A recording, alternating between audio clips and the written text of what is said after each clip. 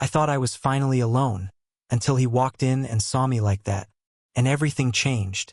It had been one of those long days that clung to you. The noise, the pressure to perform, the weight of pretending. It all stacked up like layers I couldn't wait to peel off.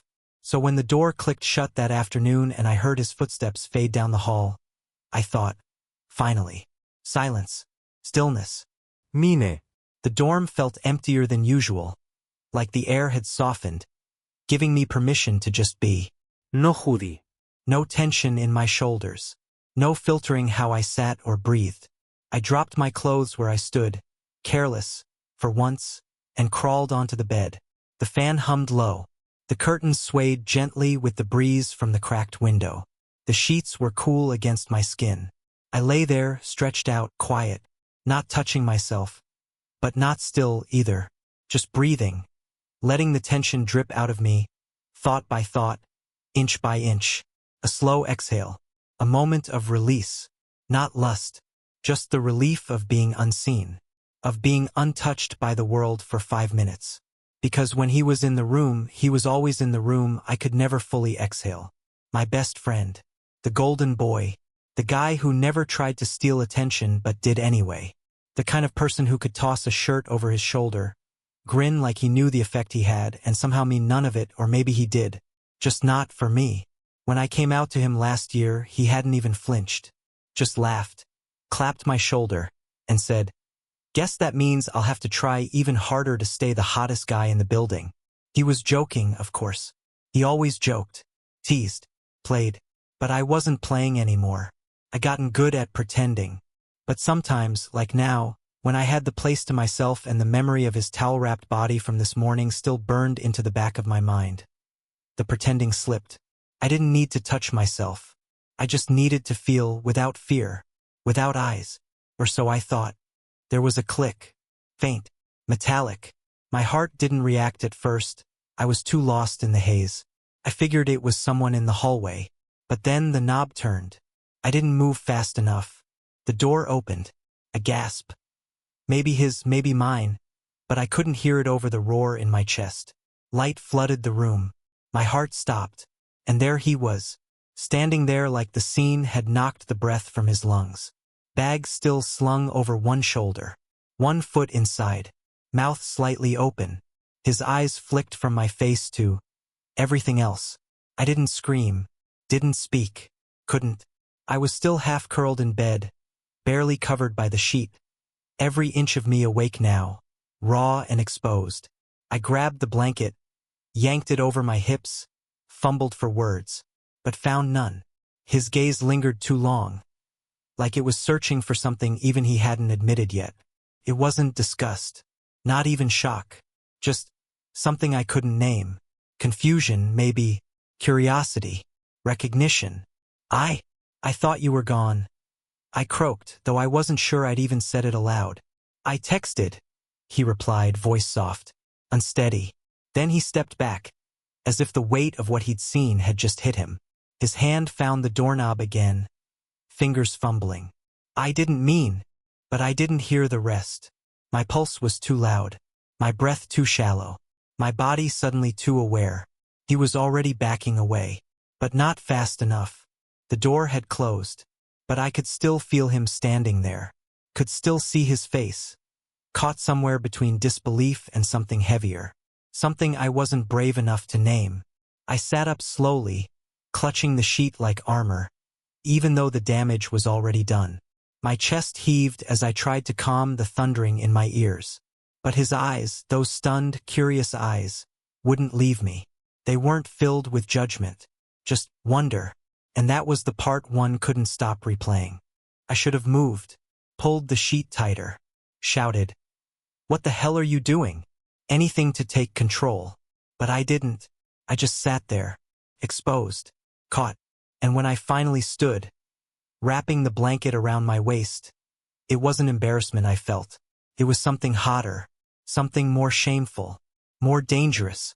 A part of me had wanted to be seen. I barely had time to throw on sweatpants before I heard the knock. Soft, hesitant. I froze mid-step, staring at the door like it might explode. Another knock, then his voice, low, Careful. Can I come in? There was no way to say no without making it worse. Yeah, I called back, already hating how shaky I sounded. It's fine. The door opened slowly this time. He stepped in like he wasn't sure he belonged anymore. His eyes flicked around the room, anywhere but at me. I was on the edge of my bed, arms folded across my chest, legs pulled in like I could shrink and vanish. He stood just a few feet away, shifting from one foot to the other. I didn't mean to just walk in like that, he said, then paused, rubbing the back of his neck like he could undo it all. You said you'd be gone, I replied. Came out sharper than I intended. I thought I had time. I didn't check my phone. Group meeting got canceled. Then finally he looked at me, and his voice softened. I really am sorry. I nodded, biting the inside of my cheek to stop myself from saying more. The silence between us wasn't like before. It didn't feel safe or familiar. Felt tight, like the air itself was bracing for something unspoken. He crossed to his bed across from mine, dropped his bag and sat, elbows on his knees, hands clasped, mirroring me without realizing. His eyes flicked to mine again, brief, sharp. You okay? He asked. Yeah, I said too quickly. Fine. He nodded, but he didn't look convinced. Neither was I. Another silence fell. He picked at the edge of his hoodie sleeve, pretending not to notice how my eyes kept darting to him. Couldn't he stop? I didn't even know what I was looking for. Some sign he was just as shaken as I was. So, he said finally, forcing a weak smile. Is that a regular thing? What?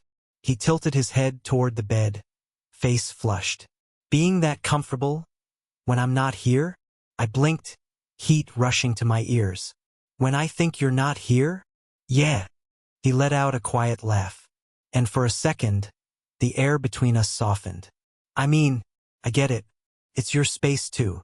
Didn't feel like mine just now, I murmured. He looked at me again, longer this time. It's not what you think, he said.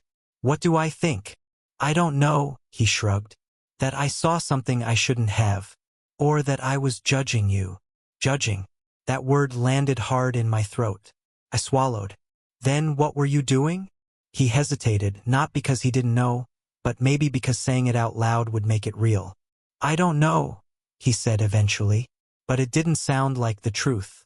There was a pause, then a shift, barely noticeable, but I felt it. His knee brushed mine when he adjusted how he sat. Not on purpose, not rough, but enough to light a fuse under my skin. I didn't pull away. Look, he said slowly. I didn't mean to make you feel exposed. You didn't have to, I replied. I already did.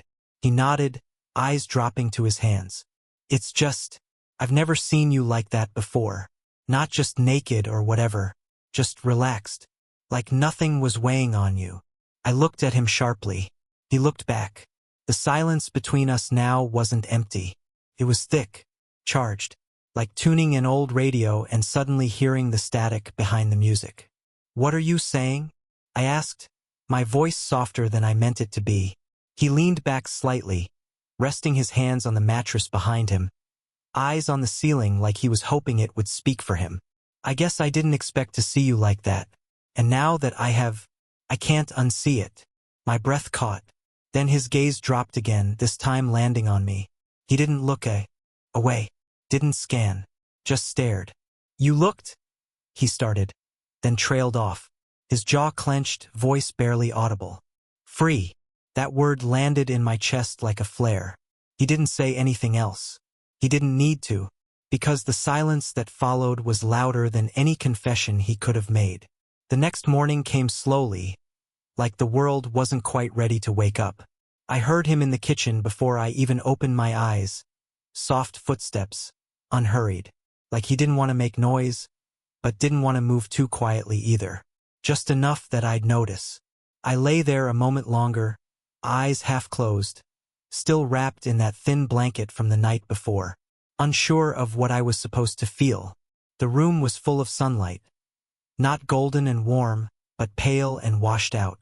The kind that makes everything look more fragile than it is. He didn't mention it. Not once. Not what he saw. Not what he said.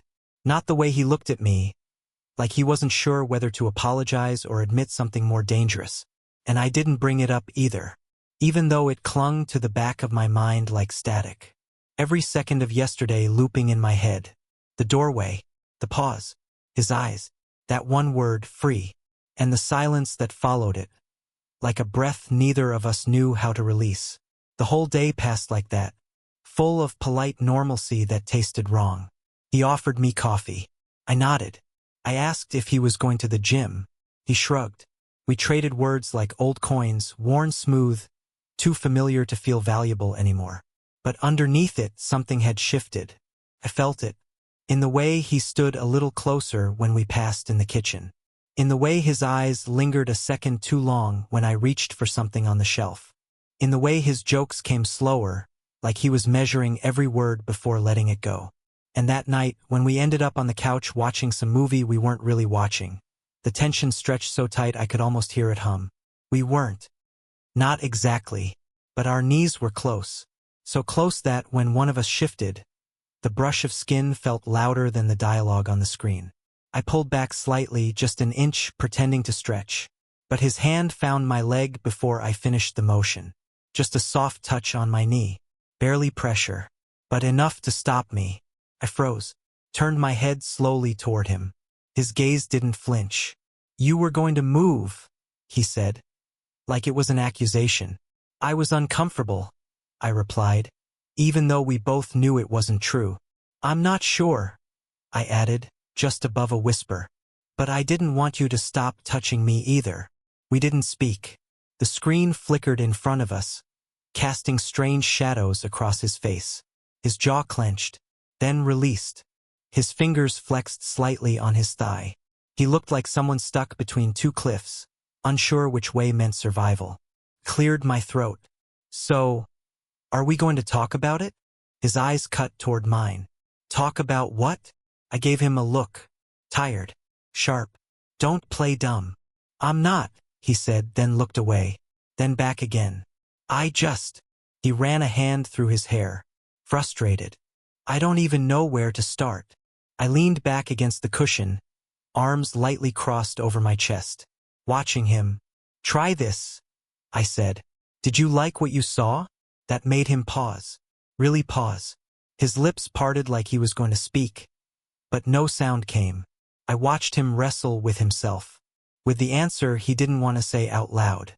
Finally, he exhaled. "I don't know what I'm allowed to say anymore." My stomach twisted. "You can say the truth." He looked at me then. Eyes dark, heavy. "I didn't hate what I saw," he said. But his voice broke, like he wasn't even sure what the truth was yet. "But it messed with my head. I can't stop thinking about it, and I don't know if that's okay." "Why?" I asked, my voice softer now. "Because I don't know what it means," he said quietly. "I don't know what it says about me, or us, or anything." He paused, breathing like the words themselves weighed too much. "All I know is I saw you, really saw you, and it did something to me. Something I haven't been able to stop thinking about." The room suddenly felt smaller, warmer. My chest tightened, I couldn't breathe right. His words weren't loud, but they shook something loose in me. And that flutter in my chest, it wasn't fear anymore. It was hope. Dangerous, desperate hope. I shifted slightly toward him. Our legs touched, pressed together fully now. And just like that, the contact sent sparks through my skin. But I didn't pull away. Neither did he.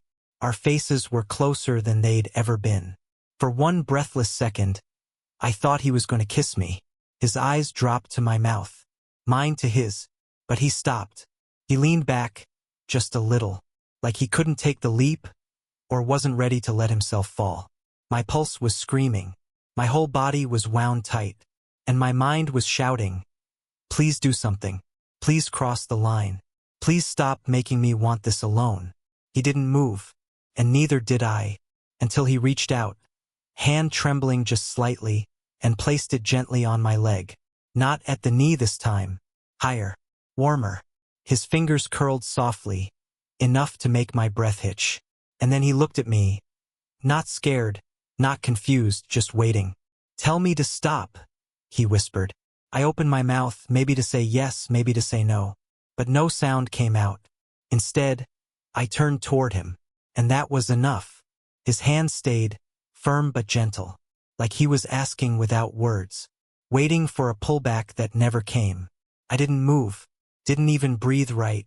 I just looked at him, his eyes dark with something I couldn't pretend not to understand anymore. And the moment hung between us, like a thread stretched too tight to last much longer. The weight of it pressed into my chest, made my heart pound, like it was trying to break free from the cage I'd kept it in for years. I didn't tell him to stop. Instead, I leaned in slowly, deliberately, like we both knew exactly what that movement meant. My body moved toward his, no permission needed. My eyes flicked to his mouth, then back to his just to be sure, just to feel the tremble of decision in his breath. When his fingers tightened ever so slightly, when he leaned in just enough for his warmth to slide into the space between us, I closed the distance. The kiss wasn't soft. It wasn't neat or shy or careful. It was hungry. It was breath and ache and all the things we'd never said crashing into one electric moment. His mouth found mine with no hesitation, no finesse, no script, just raw need. And I kissed him back like I'd forgotten how not to, like every second, every glance, every almost touch had been building to this. Our hands moved fast, searching, uncertain, desperate. He cupped my jaw with one hand, his fingers threading through my hair. The other slipped down my back, pulling me closer like he needed to feel all of me. Like just a kiss wasn't enough. I let him. Clothes didn't just come off. They were pulled, tugged, unbuttoned with shaking hands, tossed aside like none of it mattered anymore. And every inch of skin uncovered felt like another secret revealed. His hands moved across my chest like he was trying to memorize me. Not just touch me, but know me, understand me. And under every brush of his fingers, I was burning. He didn't rush. He didn't push. He touched me like I was something fragile, something he didn't want to break, but couldn't let go of. I gasped when his lips moved down to my neck, when he dragged his mouth slowly across my collarbone, like he was tasting every year we'd spent pretending. My hands clung to his shoulders, fingers digging into his skin like I was anchoring myself to the moment, afraid it might disappear if I blinked. But he didn't stop. Neither did I. We moved together, clumsy, tender, slow. Sometimes fast when the emotion surged. Sometimes still when it felt too big to move. The couch didn't matter. The floor, didn't matter. The rug beneath us was just a blur of fabric and warmth. All I felt was him. His weight over me, his breath in my ear, his name falling from my lips like a prayer I hadn't dared say before. His quiet sounds, low, broken, were like cracks in a wall he'd kept up for years. And mine, shaky, trembling, answered back, like my body had finally found what it had been aching for all this time. There was no performance, no playing pretend, just vulnerability, raw and real and terrifying. Every touch, every breath, every movement felt like a question. Are you still here? And the answer was always yes. Yes, I'm here. I felt him shake. Felt his hands grip my waist like I was the only solid thing left in the world. It wasn't perfect, but it was honest, messy, sweaty, beautiful. And through it all, he kept whispering my name, like it meant something new now, like he was discovering the shape of it in his mouth for the first time. We unraveled together, hearts racing, bodies trembling, mouths still searching even as we reached the edge of everything we knew. And afterward, as we lay tangled together, the silence returned. Heavy. He turned to me, eyes searching. What does this mean for us? I hesitated, the weight of uncertainty pressing in from all sides. I don't know, I said quietly. Do you? It wasn't loud. It wasn't dramatic. It was intimate. The kind of question that only lives between two people when something real has happened. We clung to each other, not ready to let go, afraid that if we moved even a little, the moment might vanish. So we didn't speak. We couldn't. Our breath still shaky, our skin still warm. He lay half on top of me, one arm draped across my stomach, the other buried in my hair. Our legs tangled, our skin slick, his chest rising and falling against mine. Still here, still real. His body was still pressed against mine. A mess of limbs, heat, and silence. But it didn't feel uncomfortable. Felt full. Full of everything we hadn't said. Everything we'd shown instead. I stared up at the ceiling, heart still thudding, one hand resting on the back of his neck, and let the weight of what just happened sink into my bones. Then his phone lit up. It lay face down on the floor, its screen casting a faint, pulsing glow against the wall. I didn't mean to look. I didn't even want to. But when he reached for it without hesitation, something in my gut twisted. The name that flashed on the screen made my throat tighten. Her. The one he said was in the past. The one whose name he'd sworn didn't mean anything anymore. Was she really gone? Was this over between them or just paused? I didn't move. I didn't ask. I just stared at the glow fading from the wall, pretending the chill across my shoulders came from the air, not from whatever that message meant. He didn't flinch, didn't seem to notice, or maybe he did and chose not to react. He brushed his hand down my chest like he hadn't just cracked something open inside me. Then, after a long pause, he said softly, "I've never felt like this before." I turned to him. "Neither have I." He pulled the sheet higher over both of us, his fingers trembling slightly as they brushed against mine. "But no one can know about this," he whispered. "Not yet." I pulled back, just enough to meet his eyes. "Why not? What are you afraid of?" He looked away. I just need time to figure things out." My breath caught. He wasn't pushing me away, but he wasn't free either. I didn't respond. I was too busy wondering what it meant. That I could be enough for him in this moment, but not enough to be seen. Then the door handle rattled. We both sat up, clutching the sheet, eyes fixed on the door like we'd been caught doing something we weren't allowed to. But the sound faded, someone passing by. Or just wind. Still, something cracked. The illusion, the bubble, whatever it was we'd built. It trembled. I lay back slowly. His arm wrapped around me again. But the air had changed. And I couldn't shake it. Not the name. Not the secrecy. Not the look in his eyes when he said, "Not yet." I didn't sleep after that. And when morning came, soft and golden through the blinds, he kissed my forehead and said, "Text me when you miss me." I nodded, lips tight. The door clicked shut behind him. His phone lit up again. Same name, and I just sat there, wrapped in his scent and my doubt, wondering if I'd finally gotten everything I wanted, only to lose him in the silence that followed. The light in the room had changed before I even opened my eyes. It was softer, less harsh than the usual slap of morning sun through dorm blinds. The kind of light that crept in slowly, warmed the edge of the blanket, and whispered, "Stay." I could feel the heat of another body beside mine, the steady rhythm of his breath, the weight of his arm loosely across my waist. For a moment I didn't move. I just listened. His fingers were curled lightly against my stomach, not gripping, just resting there, like they belonged. I felt the exact second he stirred. His arm tensed, his breath paused, then deepened again. But he didn't pull away. No rush, no panic, no shame. If anything, he tucked in closer, his chest pressing into my back like he'd been cold without it. In that one quiet shift, something changed again. There was no hesitation in his touch. But the silence between us? It was louder than last night. "Are you awake?" I asked, barely above a whisper. His arm pulled me in slightly. "Yeah," he said, his voice thick with sleep. "But sure." Neither of us moved much. The bed creaked as he adjusted, but our bodies stayed close. Still tangled, still bare under the sheet. The fire from last night had settled into something slower, something gentler, something scarier, tenderness. For a while, we didn't say anything. That kind of silence, the kind that holds too many words. I wondered if he was replaying everything the way I was. The breathless touches, the kiss that shattered the distance between us. Every sound that slipped from both of us when we finally stopped holding back. He broke the silence first.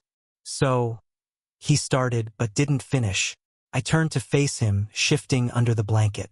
His hair was messy, his lips parted slightly, his eyes open, clear, unshielded in a way I'd never seen before.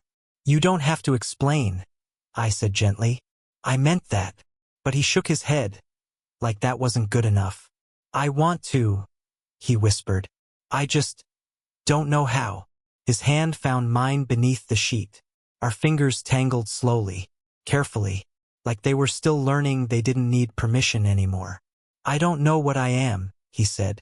The words were heavy, honest. I looked at him, my chest tightening. "Then don't label it," I said. "Just be here." His eyes closed, a shaky breath escaping him. Like those words loosened something inside. When he opened them again, they were softer, maybe even grateful. "I keep thinking it was just heat of the moment," he said. "It wasn't." "Not for me," I replied. He let that sit between us. Then, almost shyly, he leaned in and kissed my forehead. It wasn't like last night's kisses. It was slow, reverent, like he was trying to say something without words. And maybe he was. "I'm scared," he whispered. "Not of you, just of everything changing." "It already has," I whispered back. "And we're still here." That made him smile. Small, but real. He rolled onto his back and pulled me with him, my head resting on his chest. I could hear his heartbeat. Steady, fast, familiar. I almost let myself relax. But then his fingers paused. His eyes flicked across the room to the buzzing phone on the dresser. We talked that morning. Really talked. Not just about last night, but about all the years leading up to it. The glances we both dismissed. The lingering touches disguised as jokes. The way he'd sit too close on the couch, and I'd pretend it didn't mean anything. We laughed at ourselves. But there were cracks too. Moments one of us had to pause just to breathe. He told me about the confusion. How long he'd questioned things, not just with me, but with himself. How terrified he'd been of losing me if he ever slipped. I told him about the nights I lay awake wondering what would happen if I said too much. If I looked too long. We admitted things we hadn't even admitted to ourselves. And through all of it, beneath the fear and uncertainty, we found something else. Something steady. The second kiss wasn't born from tension. It was slow, intentional. A quiet answer to everything we just said, and everything we still couldn't. His lips on mine felt like a promise. Not to fix anything. Not to define it. Just to stay. To try. We didn't figure it all out. But that morning it felt like we didn't need to. The day unfolded slowly. We stayed in bed longer than we should have. At some point, I dozed off again, only to wake with him watching me. His thumb brushing the side of my face, like he couldn't believe I was real. I smiled, half asleep. He leaned down and kissed my cheek. No words, just warmth. Eventually, he got up, and the room shifted with him. I watched from the bed as he moved around our space, grabbing his shirt, tugging on his jeans, running a hand through his hair like he was trying to feel normal again. But nothing felt normal.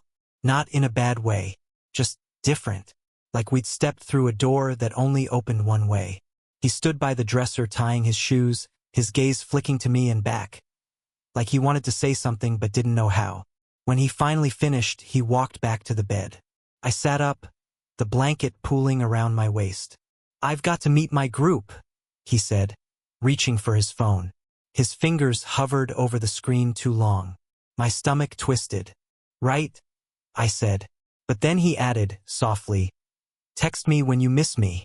Something pierced straight through my chest, soft and sharp at the same time. I nodded, swallowing hard. "I will." He leaned down, kissed my forehead. Longer this time. I let my eyes close. His hand squeezed mine once, then let go. The door opened. The door closed, and the silence returned. But it wasn't the same. It didn't ache or suffocate. It hung in the air, like a held breath, like the space between lightning and thunder. I sat there, still wrapped in his scent, and my doubt. The blanket twisted around my legs like a lie I'd agreed to believe. I wanted to trust him. I wanted to believe this wasn't temporary. But when the screen lit up again, Same name, same glow. I realized something colder than fear. I wasn't afraid of losing him. I was afraid he never really chose me to begin with.